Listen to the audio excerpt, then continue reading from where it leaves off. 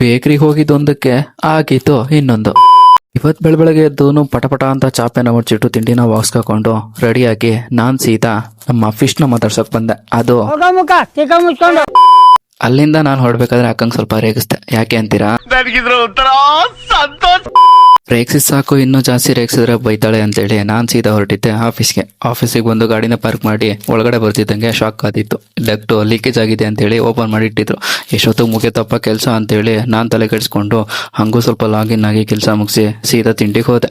ಹಂಗೂ ತಿಂಡಿ ಮುಗಿಸಿದ್ ನಾನು ಸೀದಾ ಬಂದು ಕೆಲಸ ಮಾಡ್ತಾ ಕುತ್ಕೊಂಡೆ. ತಲೆನೋವು ಜಾಸ್ತಿ ಆಯ್ತು ಅಂತೇಳಿ ಸ್ವಲ್ಪ ಟೀ ಕುಡಿಯೋಣ ಅಂತ ಹೋದೆ. ಟೀ ಕುಡ್ಕೊಂಡ್ಬಂದು ಮತ್ತೆ ಕೆಲಸ ಮುಗಿಸೋಷ್ಟರಲ್ಲಿ ಟೈಮ್ ಆಯ್ತು ಅಂತೇಳಿ ಅಲ್ಲಿಂದ ಬ್ಯಾಗ್ ತಗೊಂಡು ಮನೆಗೆ ಬಂದು ನೋಡಿದ್ರೆ ನೀರ್ ಖಾಲಿ ಆಗಿತ್ತು.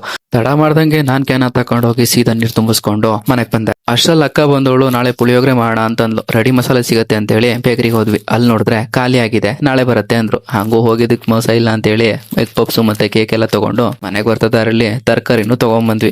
ನಾನ್ ಮನೆಗೆ ಬಂದೋನೆ ಸ್ವಲ್ಪ ಪಾತ್ರೆ ತೊಳೆಯೋದಿತ್ತು ಅಂತೇಳಿ ಪಟಪಟ ಪಾತ್ರೆ ತೊಳೆದು ಆಕಂಗೆ ಎಗ್ ಬುರ್ಜಿ ಮಾಡ್ಕೊಡ್ತೀನಿ ಅಂತೇಳಿ ತರಕಾರಿನೆಲ್ಲ ಹೆಚ್ಕೊಂಡು ಪಟಪಟ ಅಂತೇಳಿ ಎಗ್ ಬುರ್ಜಿ ಮಾಡೋದಕ್ಕೆ ಶುರು ಮಾಡಿದೆ.